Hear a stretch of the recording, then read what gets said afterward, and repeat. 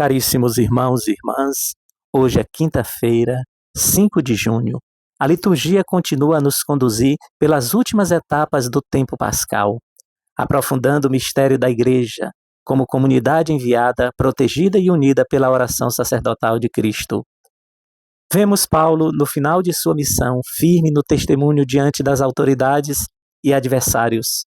E Jesus, na véspera da sua paixão, rezando por todos, sem exclusão, para que todos sejam um.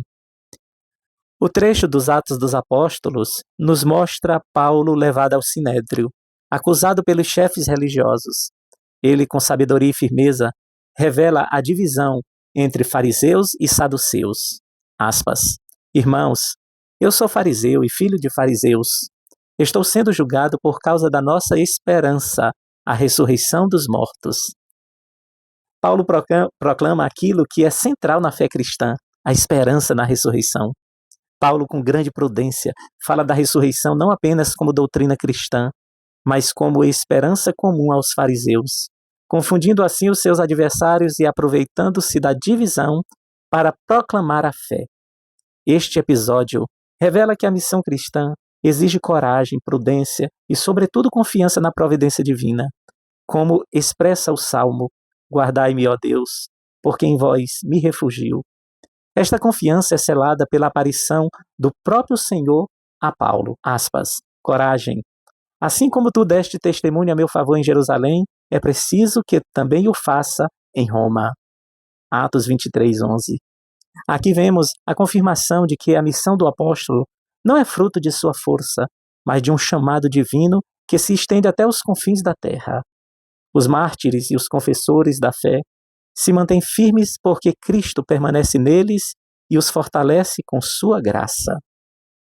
No Evangelho de João, capítulo 17, continuamos a contemplar a oração sacerdotal de Jesus, desta vez com o olhar que se abre a todos os tempos e lugares.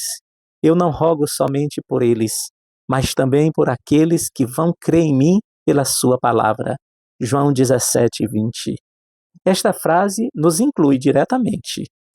Cristo ora não só pelos apóstolos, mas também por cada um de nós, por toda a Igreja e por todos os que, ao longo da história, hão de crer. Cristo, como sumo sacerdote, não intercede apenas pelos discípulos que estavam com ele, mas por todos aqueles que, iluminados pela pregação apostólica, viriam a crer no seu nome. Assim, desde então, ele carrega todos em seu coração. O conteúdo principal desta oração é a unidade. Aspas. Que todos sejam um, como tu, Pai, está em mim e eu em ti. A unidade desejada por Jesus não é meramente organizacional, mas expressão da própria comunhão trinitária. Cristo ora para que nós sejamos um, como ele é um com o Pai, não pela fusão das naturezas, mas pela unidade do amor e da glória. Assim, o modelo e o destino da Igreja é a comunhão com a Trindade. Esta unidade não é elitista, nem exclusiva, mas aberta a todos, para que o mundo creia. A unidade da Igreja é, portanto, sinal missionário. A unidade é a condição essencial para que o mundo creia. A divisão entre os cristãos é um escândalo e um obstáculo à evangelização. Jesus continua a oração pedindo, aspas, eu dei-lhes a glória que tu me deste, para que sejam um como nós somos um. A glória dada aos discípulos é a participação na vida divina, já neste mundo, como primícias da vida eterna.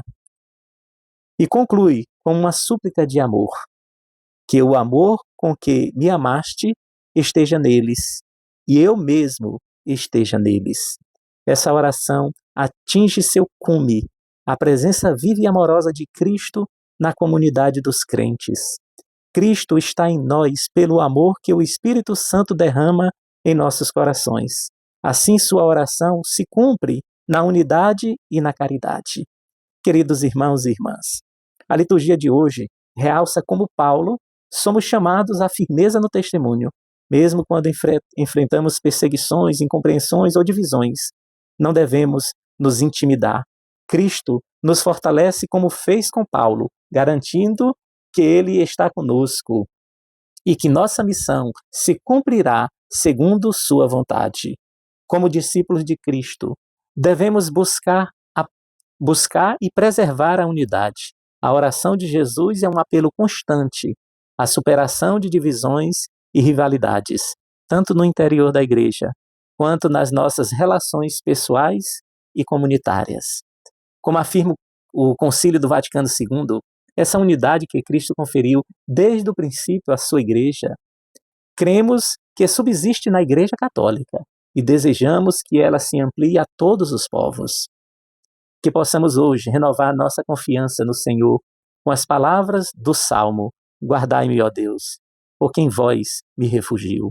Que possamos ser fiéis ao nosso testemunho cristão, mesmo em meio às tribulações, certo de que Cristo nos sustenta e que nos deixemos envolver pela oração de Cristo, que nos chama à comunhão e à missão.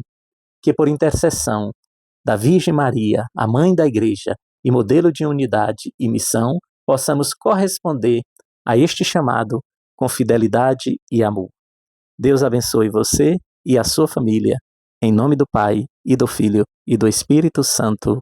Amém.